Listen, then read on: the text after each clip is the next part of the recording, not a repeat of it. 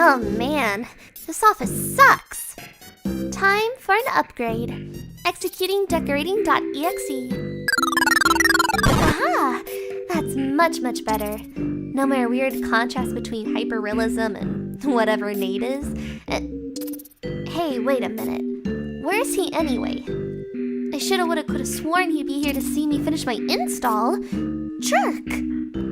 Ugh. Oh, is that the audience? Oh, wow. That's weird. You guys are behind that wall, and I'm behind this wall. That's like 2 walls. But one's the 4th wall, and, okay, I'm not good at small talk. Where the hell is Nade? Uh-huh, I should have known. Executing teleport procedure. Darkness will never take our— What the shit? Oh! Peach! You're done cooking. That was way quicker than I expected. Honestly, Nade, it's my first day on the job and you couldn't even be here when I got in? This is a really bad first impression, you know. Well, excuse me. I was doing a very important thing, okay? I wouldn't expect you to understand. Oh, and would that thing happen to be playing Kingdom Hearts 3? It's important to me. Is your audience important to you too, Nade? Uh-huh. Well, don't you think they deserve a little bit of your time too? Yeah. Such as the Spyro 3 review? You know, the one that you've been holding off for so long? The audience doesn't want the Spyro 3 review. The HD collection came out like 3 months ago. What the audience really wants is a review of Speedy Egbert from Microsoft— Deleting. Okay, I'm gonna have to remove that feature. Everyone out there, this is Peach. It stands for Personal Electronic Artificial Co-Host. I designed her to help keep my reviews fresh and shit, but it would seem she does her job a little too well. I am here to serve. Stop that. So, no Speedy Egbert review this time. I know that's the one you all really want. Maybe someday. Without further ado, here's Spyro 3. Here's Spyro 3.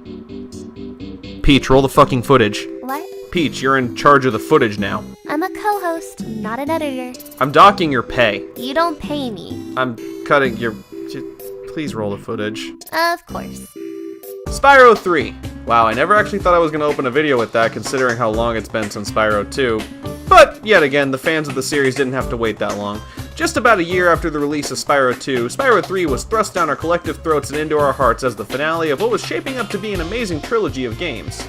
Developed once more by Insomniac Studios for the PlayStation 1, Spyro 3 sees the return of the titular dragon and his escapades through magical worlds in search of gems and shit. And once again, the fun and lighthearted nature of the series shines through with the intro screen, something that is just dripping with passion and heart. The game opens up in the familiar Dragonlands from the first game, where all the dragons are taking a nap. That's weird, but alright. Suddenly, strange creatures pop up from the ground and start stealing all the dragon eggs that were just lying around, and I just realized we've never actually seen girl dragons in the Spyro universe. Well, I would think there'd have to be some. I mean, I would too, but the entire plot of the first game is Spyro rescuing all the dragons that were turned into crystal by Nasty Nork, and not one of them is a girl. So? So where did the eggs come from? I think it's obvious, Nade. They're magical dragons.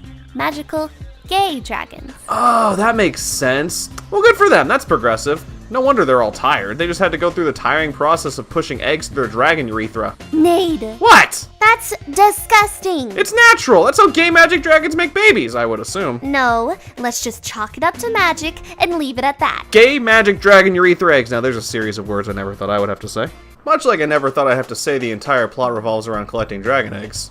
The first game had you collecting crystal dragons, which seemed dire and mysterious. The second game had you collecting talismans, which, the name alone makes it feel magic and legendary. Third is eggs. Eggs. Egg. Now, I like eggs as much as the next guy, and I get the direness of the situation, but it's just silly to me that the entire game is basically Easter, the video game. Anyway, evil sorceress lady wants the dragon eggs for some MacGuffin bullshit, and mysterious girl's, I've hidden them so well, I'm the best hider, you'll never find the candy inside. But I'm all, there's one right there, Mom, you can't hide an egg in the grass, that's silly. And yeah, that's just kinda how the game starts. It's a bit odd coming hot off the heels of 2 and how well that game starts, but it's not a big deal in any stretch of the imagination. Most likely you'll find yourself in the first level, Sunny Villa, and there's no cutscene.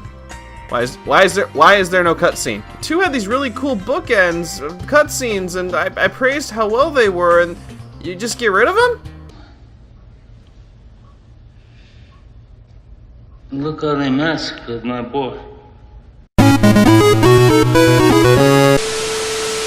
The first level is quite good. It introduces you to a few basic enemy types, which all give you ample chance to learn how they function in a non-threatening environment. The basic grunts in this level are idiots or preoccupied, so you get a chance to get a feel for your movement and basic types of attacks. Larger enemies have wind-up animation before they actually attack, so you try and ram them in. This Rhinoc is too big to charge. Oh good, thanks Zoe, I appreciate you holding my hand in this video game that is supposed to teach me by letting me play. Good! That aside, it's a really good opening level. Not too many instant death areas, plenty of forgiving platforming, all in all, it's fine. You beat the level and the guy you rescue leaves, but that area is pretty enticing. So you climb up it and... Hi, Spyro. I found this gladiator training arena, and it makes a pretty cool skate park.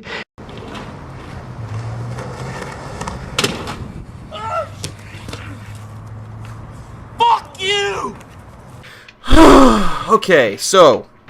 this is where Spyro 3 gets a little weird. See, the turn of the century for video games was a really experimental time. Games were getting bigger, bolder, more ambitious, and Insomniac knew full well that this was going to be their last game in the series, so they wanted to give it as much replay value and scope as possible. So Spyro 3 is littered with minigames. Some of them are pretty decent, like these skateboarding sections. Sure, they control way differently than Tony Hawk, but you can still enjoy them. Other minigames are...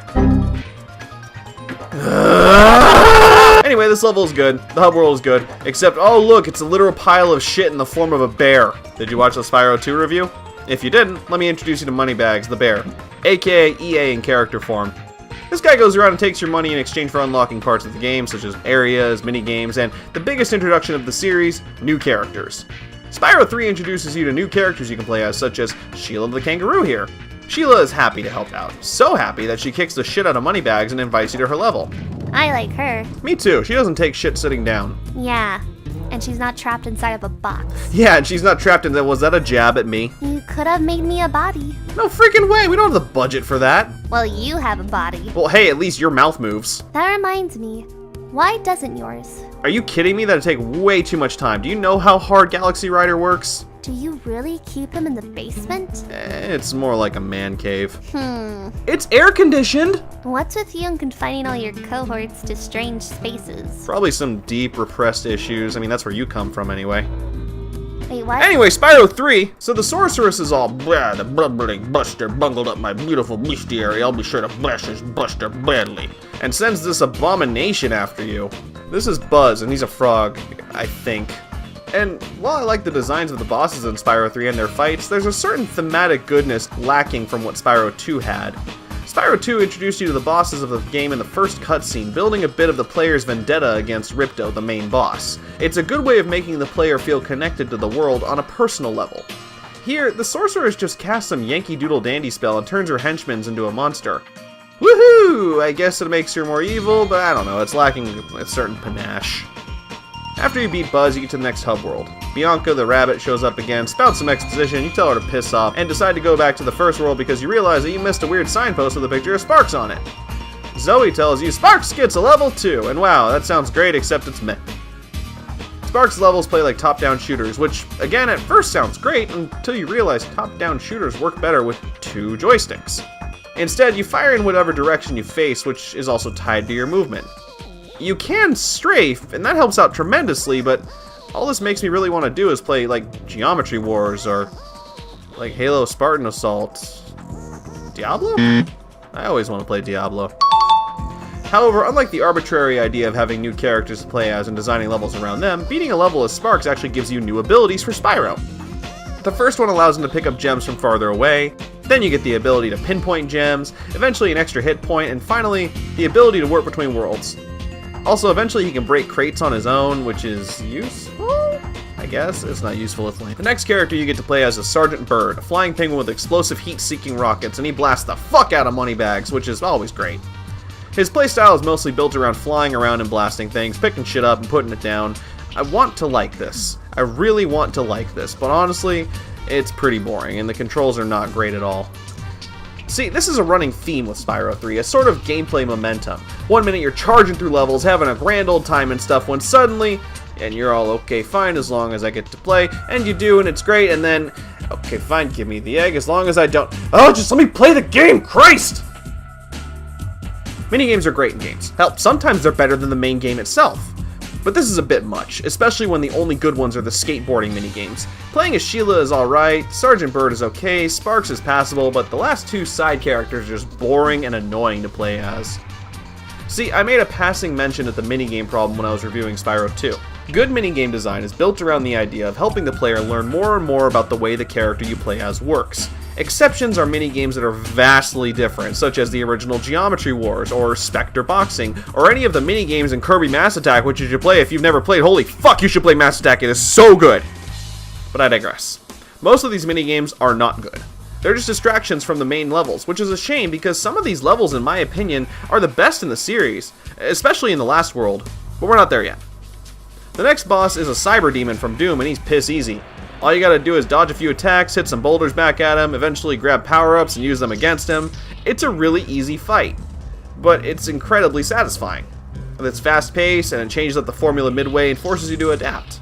Oh, like how you thought adding a co-host would be a good way to adapt to your incredibly slowly growing sub rate? Can't be higher than mine. What? Hey, wow, low fucking blow, Peach. I'm not saying you don't deserve more, but it's pretty clear that you're running out of ideas. Nuh-uh, I got plenty of ideas, see? Nade vs. SNES, Philosophy of Half-Life 2, a new Super Duper I'm Friends. talking about your review shows. I want you to do well, Nade, but if we're in this together, we gotta be real about this. Okay, fine. I wanted to add a co-host to spice things up, but also, my only other regular is a hand. Everyone else is just a one-off joke side character, or in a rare glove-related case, a twice-off. Yeah, I watched the records while being installed. That was really weird. Ugh, you have no idea. Well, hey, I'm here now, so let's make this show as best as it can be. That's surprisingly sentimental of you. Dummy. Only cause if you stop making videos, my existence goes kaput. Can't argue over that. Anyway, now it's time to move on to the next area of the game, Evening Lake. It feels rather small, but the underwater area more than makes up for the lack of above-ground areas. Plus, you're not here for overworlds, you're here for the levels. And in my opinion, the best thing to do before taking on any level is get the secondary character unique to the world. And this time it's Bentley the Abominable Snowman, and for some reason he's British. Wait, British. You forgot to schedule a cameo from Petronius, didn't you? There's still time!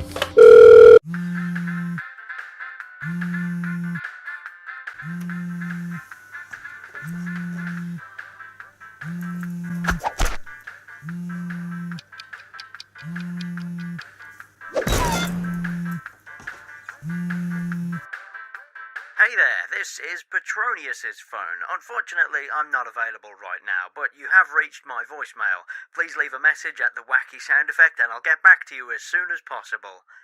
Also, if this is Nade calling me, then just press 1. Aw, he made an option for me. I don't think he wants to do a cameo. Yeah, you think? Well, Bentley he is not fun to play as. He's very slow, the camera is really too close to him, his attacks are hard to line up, he's just kind of a mess. Thankfully, his level isn't too long and we can get back to the good shit. Continuity in a series gets my nerd boner really going, and Spyro 3 has lots of references to past games, and even some returning characters. In the Fireworks Factory, the two small children from the desert level of Spyro 2 are back, but now they're martial arts experts, and this level is full of dated Matrix references. It's a really odd choice, in my opinion, to include Matrix references in a children's game, considering the rating of the movies for adults. I'm not saying adults don't play these kind of games, as here I am doing so, but I am saying it's an odd choice. At least, it wasn't a reference to the orgy in the second movie, that would have just been in poor taste. Frozen Altar switches up the Spyro convention by changing out your Fire Breath to Ice Breath, causing you to have to rethink your attack patterns for enemies.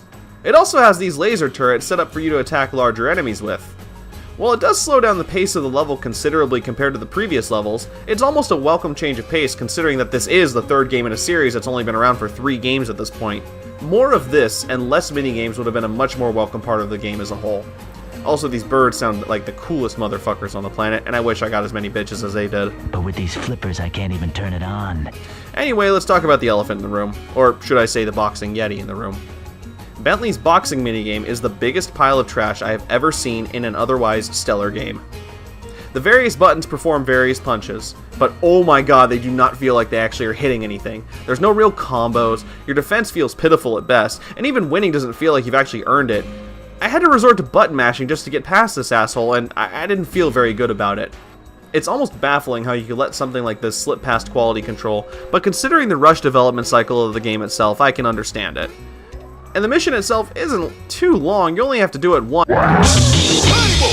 Lost Fleet is boring as fuck. It's not a bad level, it functions and has decent enemy placement, but man, it's just kind of boring. It feels uninspired, like, woo, spooky ghost pirate ship level, wow! I can't even justify talking about it, it's just kind of there. Charmed Ridge is another fine level. Cat wizards have taken over and are attempting to help one of their brethren kidnap one of the fairy girls. The level has a nice balance of horizontal platforming mixed in with gliding. It's not terrible, but it's not one of the best levels in the game. That is, until... Now that's what I'm fucking talking about. There's a flying boss. And you shoot it. And it dies. It's not super good, it's just a lot of running and stopping and then running and stopping again. It's pretty blech. The final world, Midnight Mountain, which sounds like a theme park or something, and... Agent 9, holy shit, this is ADHD personified. This monkey is... he's not.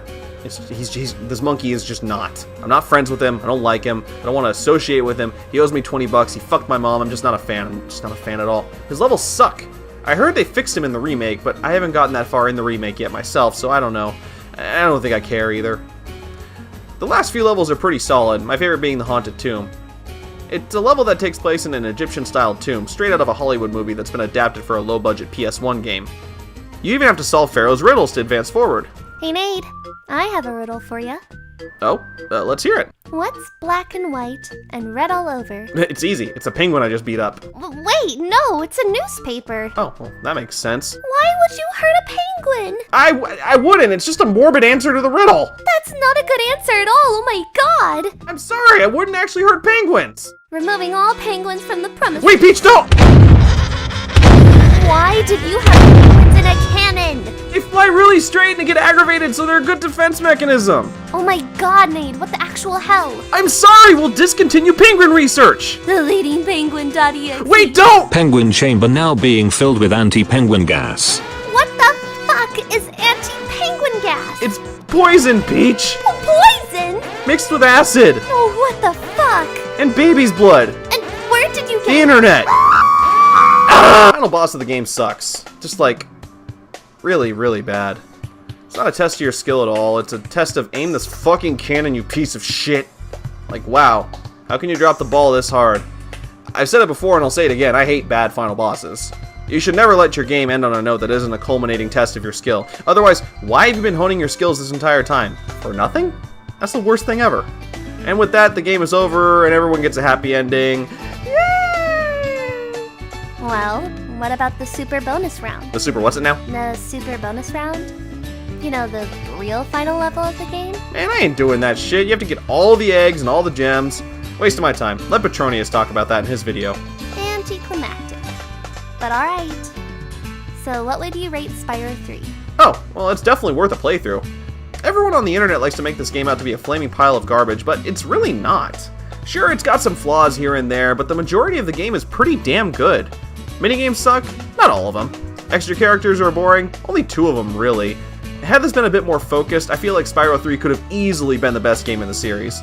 As for me, it's number 2 is the best, number 1 is a close second, and number 3 is a third, but not a huge distant third. Spyro 3 gets Nade's official seal of approval.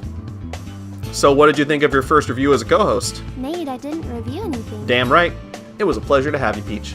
I hope our next review is even better, because next time we're finally gonna look at Tomba. Oh, what the what now? Nade, I'm detecting an intruder in the fortress. He's given off a very sinister energy reading. Oh yeah? It's very... love-like. Oh fuck, Peach, give me the Infinity Gauntlet. Oh, not again, motherfucker! What the? I don't think so. Not when I have my posse. Oh fuck, I should have known. Nade! Get this guy out of here! I just fixed this office. Peach, I can't with this. Give me the laser cannon. What do you mean you can't? It's the Infinity Gauntlet. I just can't. Get me the damn laser cannon. Nope, not today. You're coming with me, brother. Brother, Nade is... Cannon, Peach, now! Sleepy time. Who the hell are you? An old friend of Blitzy boy. Call me. Clownman Krieg. I'll be taking him now. But Wait a second. Shit.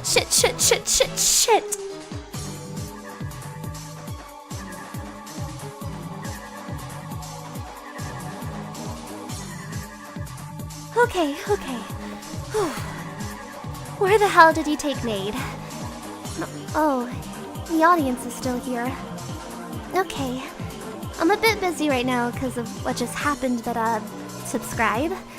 Nade would like that. Oh, and comments. He likes those too. Maybe a like on the video, share it with friends. I don't know.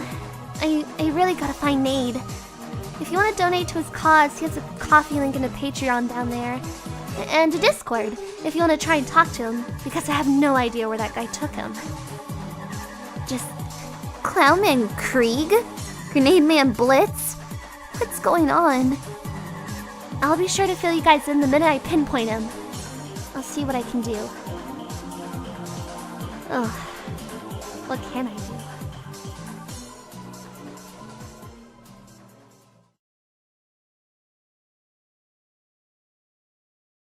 Game magical urethra eggs.